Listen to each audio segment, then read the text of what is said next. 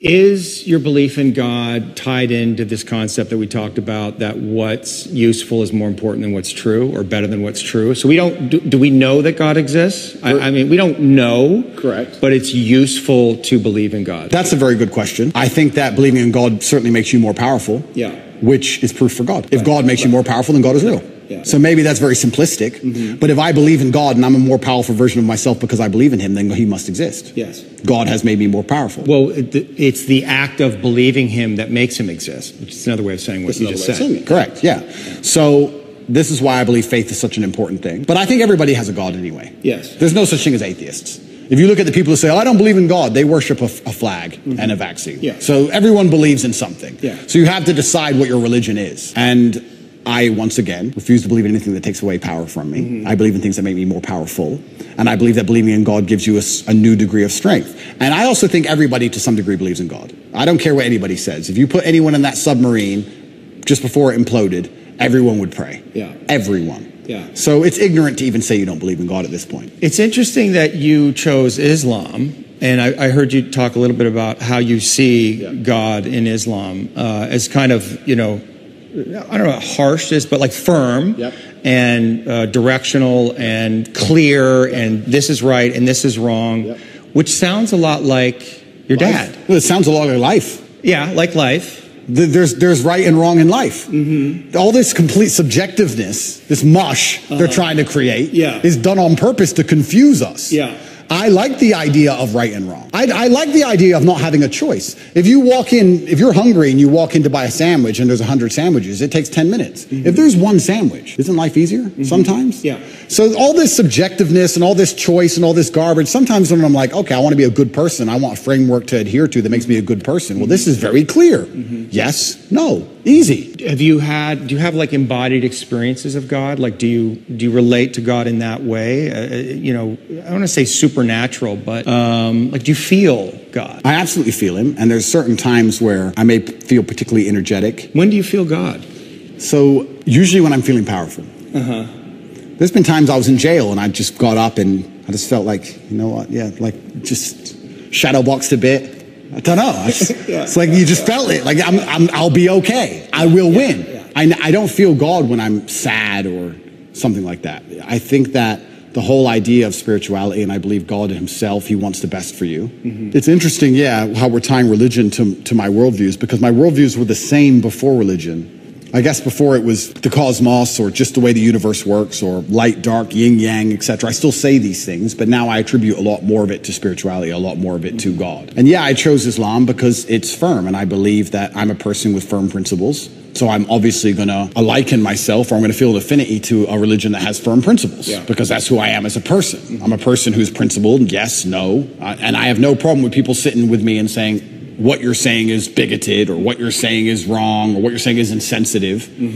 I think Islam also has a similar issue. Yeah, I think you also chose the winning team. Oh, it's completely the winning team. I mean, it's the winning team. And it's the winning team, and I didn't choose it because it's the winning team. It's just the winning team because it has principles. Yeah, I agree. And unfortunately, when you have no principles, if you stick up, if you don't believe in it, if you have no hard line, if you'll accept anything, then you don't believe in anything. As soon as you'll accept anything, then you have no hardcore beliefs. If you have any set of principles, or you have any things you believe in, there's going to end up being a barrier, and the people who fall outside of those barriers are going to be offended by it. That's the reality of it. If you have a religion or a belief system that doesn't offend anybody, then it's not a religious or belief system. That's my view. So I chose the winning team because I think more and more people are starting to understand how important God is in society. This is the first time in human history we're testing society without God. And what do we have? We have evil. We have Satanism. We have degeneracy. And I think that most people are starting to understand that God is really needed. When I was young, I used to make fun of Bible bashers. Let's make fun of them. And now I'm like, we need more. Where are they? We need more Bible bashers. And I guess I certainly feel more powerful since I've reverted, but I always felt powerful anyway. But I guess now, instead of just believing it's the cosmic nature of the universe, or let me change that. I always felt a strong affinity to my last name and my ancestors. So I always had to a degree, a spiritual aspect to where I got my strength. I always felt like, well, my dad is watching me, or my ancestors tried very hard for me to be born, so I can't disappoint them. So I've always had this spiritualistic side. Like, imagine the disappointment my ancestors would feel if they fought saber-toothed tigers and survived, I reverted to Islam because I feel like the Islamic culture is the strongest. You feel the culture. I was wondering because you were Christian, and you know, I definitely do not know enough about the Islamic faith to sit here and debate you on it. Yeah. I'm never a person that will debate somebody on something that I'm not an expertise on. Yeah. But I will say that I'm sad that you're not a Christian anymore, because I can sense perhaps it's because you felt that Christians weren't doing a good job defending their beliefs. Yeah, I think that God should be feared. I believe that God should be feared. I fear God. It's one of the only things I fear.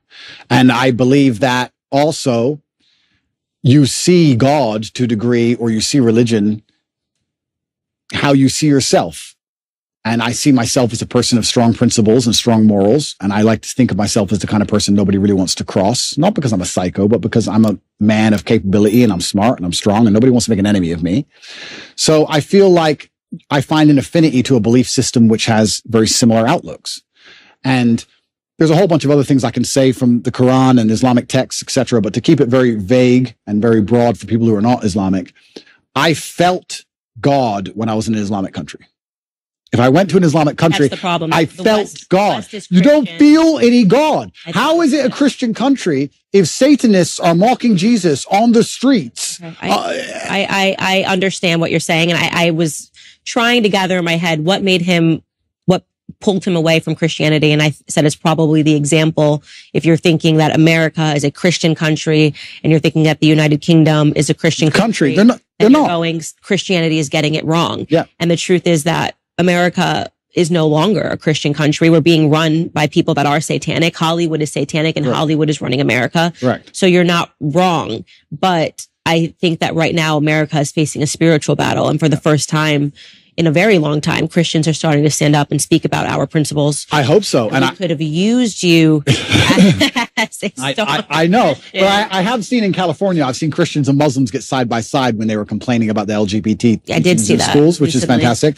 And I know what you're saying, and that is true. But it's almost like when I go to an Islamic country, I feel God around. You see it. You see it in the way the people are dressed. You see it in the fact that everyone's in a family. You see it in the fact that there's a mosque on every corner. It's in the air. And it's almost like when I'm in Dubai and I'm talking to my friends, my Islamic friends, and I explain to them the things you have to protect your child from in an American school. They literally think I'm lying. They're like, no, surely. Like, it's mind-bending to them. What about African countries that are Christian? Okay, so yeah, this is interesting. So yeah, they still are mind-blown by the concept of what we're fighting in America. So America is unique. We shouldn't say that this is the blanket. You're right. They're right. There are Christian countries which still take Christianity. And they're like, what do you mean men can be women? Like, they think you're crazy. And we're in Romania, and Romania is a country which is very conservative and very Christian. Very Christian. And they don't buy into any of this garbage either. None of it. So this is absolutely not really true. It's unfair to say all Christian countries are like that. America is an exception, and not in a good way. Yeah, I think like the whole West is, unfortunately. The West is, I've said on my show the entire time, the West is falling. The fact they're even having these debates is not good. Yeah. The West has fallen, and unfortunately. Russia, Christian country. Yeah, absolutely. A very Christian country. So yeah, you are right. But I felt an affinity to Islam. I felt God in the air, and it's difficult for me to explain any other way.